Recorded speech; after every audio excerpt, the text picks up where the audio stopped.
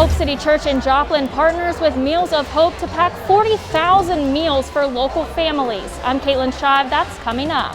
Plus, how the community came together to bring a blessing box back to life in Weir, Kansas. And runners warm up for the Chili 5K in Webb City. The 4 states' most watched news starts now. Congressional negotiators say they have reached a deal on a COVID-19 relief bill. This is KOAM News at 10. I'm Kate Kelly.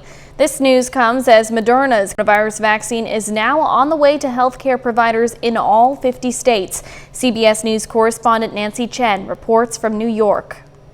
Democrats and Republicans working through the weekend say they have reached a deal on a nearly $900 billion COVID relief bill. There'll be another major rescue package for the American people. As our citizens continue battling this coronavirus this holiday season, they will not be fighting alone. Earlier, both sides said they broke an impasse over Republican Senator Pat Toomey's proposal to scale back emergency powers of the Federal Reserve. We will provide $300 in weekly federal unemployment benefits for the next 10 weeks. A new round of survival checks will soon be on the way. $600 per adult, another $600 for every dependent in the household. The House passed another federal funding extension to avoid a government shutdown at midnight Sunday. That will give time for the COVID relief package to be drafted and added to a $1.4 trillion spending package to fund the government through next September.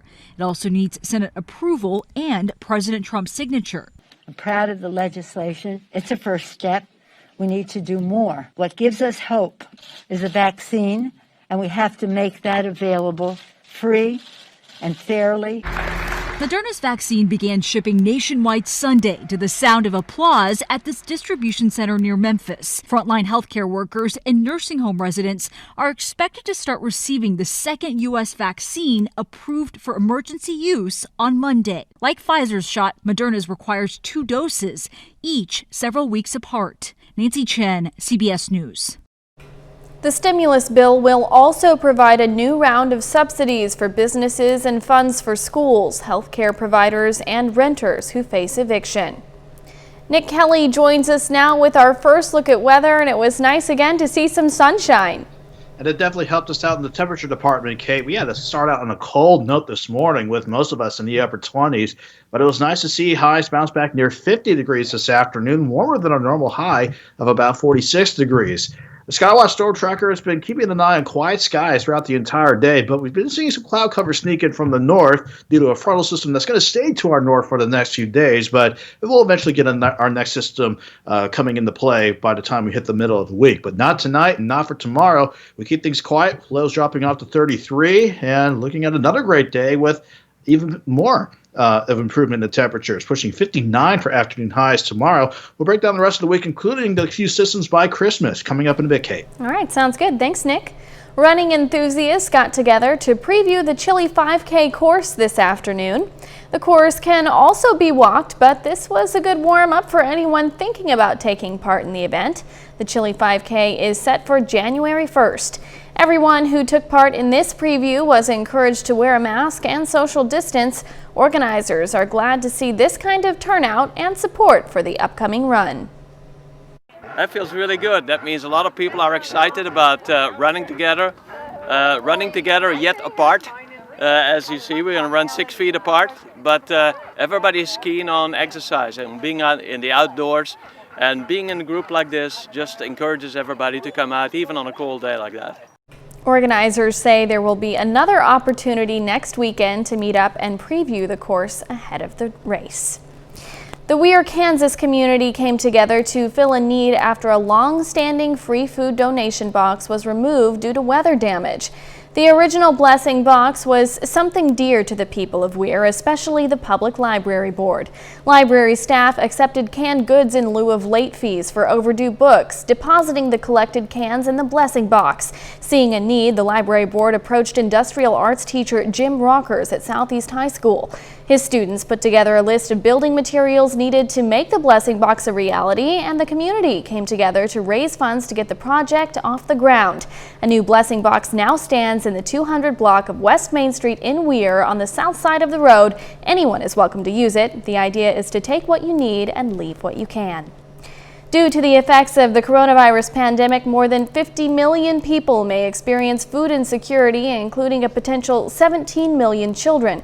That's according to the nonprofit Feeding America. Today, Hope City Church volunteers teamed up to pack 40,000 meals for local families in need this holiday season. KOAM's Caitlin Shive shares more. For the past 4 years, Hope City Church has come together to make meals for families in need. Travis Keller is taking part for the very first time. Oh, it's amazing. That just shows the spirit of Joplin. I mean, we are so community oriented that it's just amazing to see everybody do that. He embraced the role as table leader, directing groups of volunteers on how much to pack and put into each box. I mean, why not? I mean, it's a great time, great event, and just to help out the community. This year, Hope City Church teamed up with Meals of Hope and Watered Gardens, packaging 40,000 meals that will be distributed to the hungry in the Joplin area and surrounding communities. We are able to get, it's really a macaroni and cheese type meal.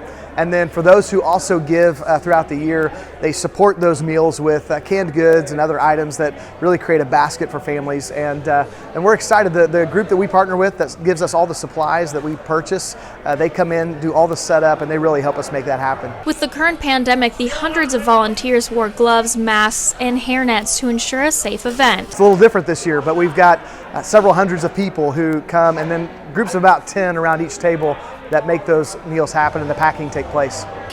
And the effort put on by Hope City was more important this year than ever. We feel it. I mean, everybody has been struggling this year, so just to be able to go, this is something we can do to really invest in our community and to give back, man, it's an incredible feeling.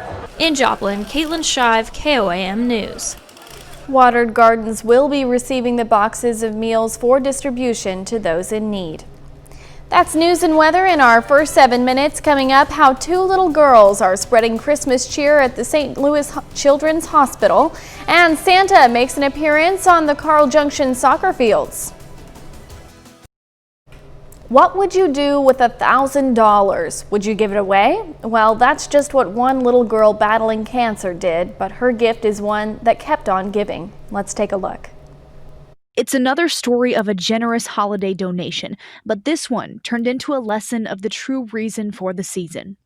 Hi. 10-year-old Elsa has battled leukemia off and on for more than 5 years.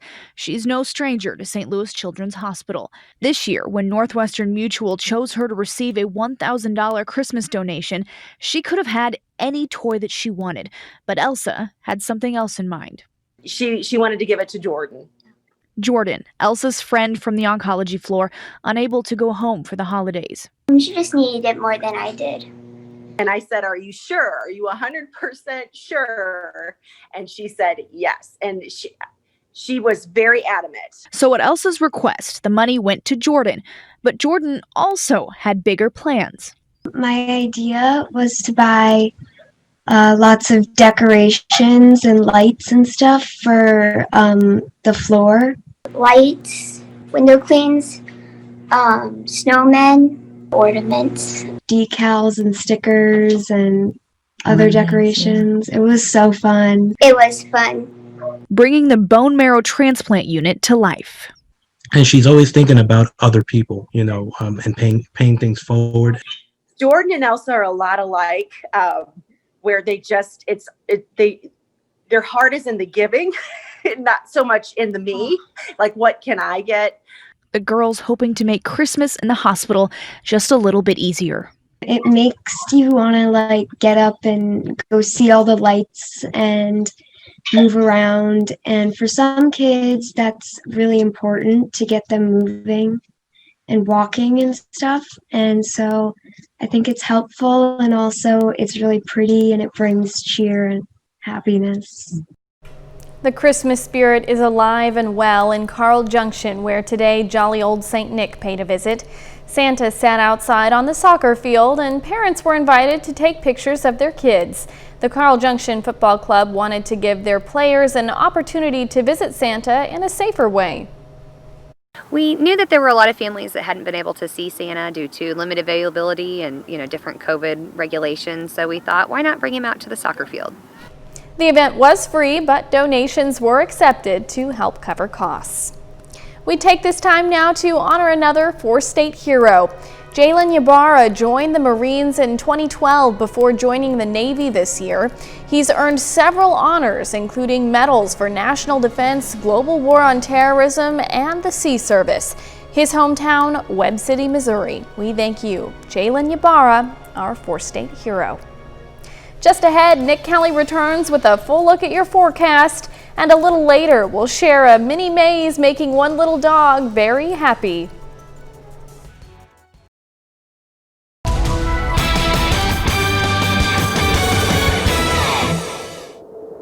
Sure enough, we kept things quiet once again to wrap up the weekend, but believe it or not, you can see right there on the lens from our time lapse of indigo sky just outside of Seneca, Missouri. We had to start the morning out with some pockets of mist out there before we saw brighter skies throughout the day. Granted, a little cloud cover at times during the day, but that didn't stop us from doing a little bit better in terms of temperatures compared to yesterday. We topped that in the upper 40s yesterday, started cold in the upper 20s this morning, and saw a nice rebound to about 50 degrees at Joplin Regional Airport this afternoon. But that goes for the entire area. In fact, look at how cold it was this morning. Most of us actually dropping back into the middle to upper 20s, certainly a little bit colder than I expected.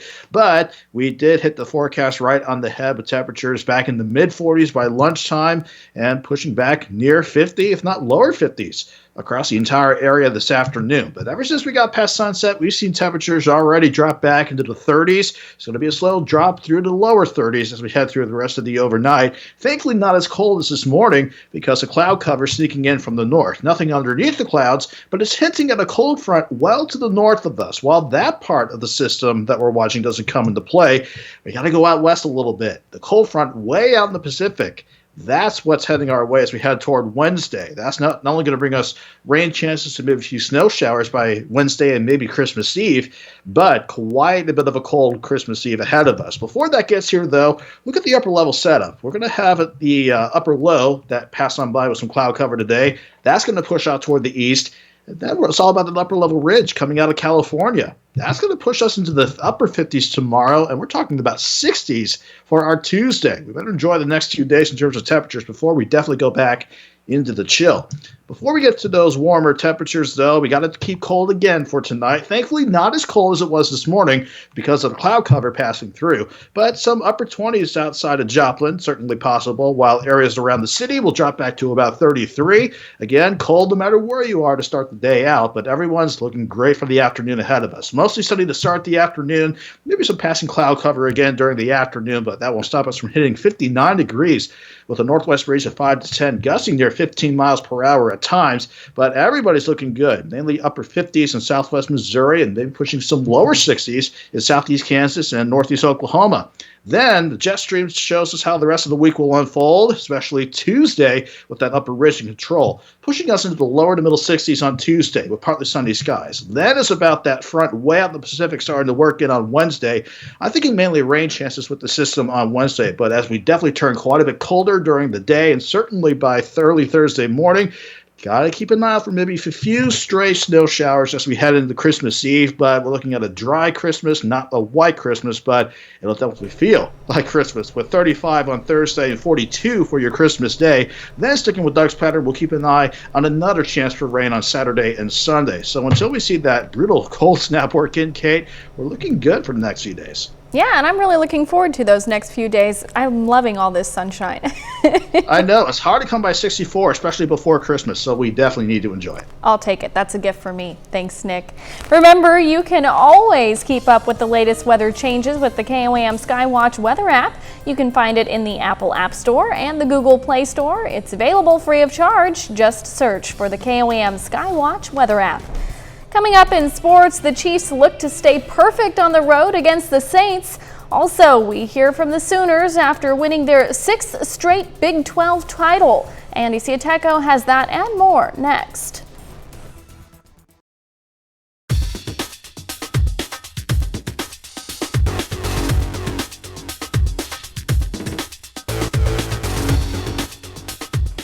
Welcome back and welcome into the Toyota Sunday Night Sports Feed. Kansas City is on the road for the final time to face Drew Brees and the Saints. The Chiefs enter the day 12-1 and trying to secure the #1 seed in the conference. Drew Brees makes his first start since week 10. Second quarter, Chiefs up 7. Mahomes flips it to Travis Kelce for the 1-yard touchdown. Nice little shovel pass. Chiefs on top by 14 now. Third quarter, Kansas City trailing. Mahomes finds Mecole Hardman in the end zone. In the corner of the end zone, actually. 5-yard touchdown, toe drag swag right there. Puts Kansas City back on top, 21-15. Fourth quarter now. Patrick Mahomes, he's going to run right and pitch it to Le'Veon Bell. He takes it the rest of the way for the 12-yard touchdown. Chiefs leading 29-15. In 6 minutes left in the fourth, scary moment here. Clyde Edwards-Helaire runs for a short gain. He is down in pain after the play. He has to be helped off the field. And later in the fourth, Kansas City up 10. Drew Brees hooks up with Little Jordan Humphrey in the end zone from 17 yards out. Saints cut the lead to 3. In under 2 minutes to play, Bell bounces to the outside, picks up the first down to ice the game. Chiefs hold on to win 32-29. When you're playing one of the top defenses in the league offensively, you got to bear down. Everything's not going to be pretty, and so you got to stay with it, trust each other, and go. They battled. I think that's the biggest thing. I thought they fought the entire game. They got better as the game went on. I mean, like you said, the guys stepped up and really stepped into their roles and found a way to get us across the finish line. At the college level, the college football playoffs are set with undefeated Alabama as number 1. Alabama will face Notre Dame, number 4 Notre Dame in the Rose Bowl, while in the Sugar Bowl, it's number 3 Ohio taking on number 2 Clemson. And after starting 0-2 in the conference, the Oklahoma Sooners collected their 6th straight Big 12 championship on Saturday, taking down 6th-ranked Iowa State in the title game 27-21. The Sooners lost to the Cyclones early in the season, but 10th-ranked Oklahoma got some revenge, winning its 14th Big 12 title overall. Sooners quarterback freshman Spencer Rattler had a total of 289 yards and 2 scores. The Sooners came in at number 6 in the final college football playoff rankings and have been selected to play number 7 Florida in the Cotton Bowl. I think everybody in our locker room believed that this was possible and at that point, and what a tremendous run it's been. We've had to win games in different ways. We've had to have different players step up. We've had to make key plays, and it's a little surreal. With that, we've reached our one and only break here on the Toyota Sunday Night Sports Feed. But when we come back, we'll hear from the Missouri Southern women after claiming their 4th consecutive win. Also, Oklahoma State looking to upset number 11 Texas. Highlights next.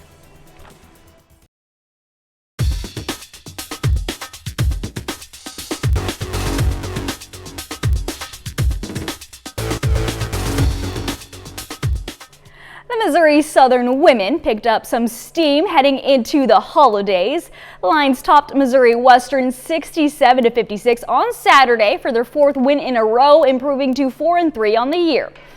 Moso was led by Carly Turnbull with a game-high 16 points. Lane Skiles added 13. Southern trailed by 7 at the break, but a strong second half that included shooting 19 of 24 at the line helped the Lions secure the win. We did a good job of ourselves offensively, attacking them and putting them out, getting them out of position where we can go to the basket and get fouled. And like I said, we made free throws down the stretch, which was huge. We're just working all the time. We have a really high ceiling as a team, and we're really trying to get there, do the little things.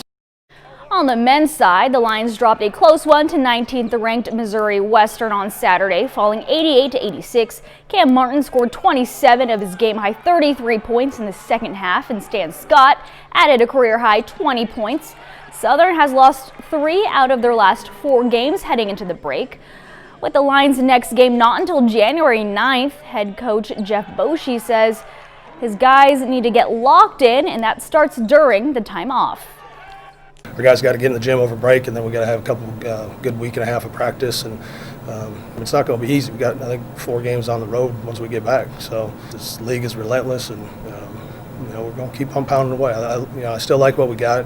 I think we got some good pieces, and we just got to figure out some little things that are all correctable. At the Division I level, Oklahoma State is looking for its first conference win of the season this afternoon.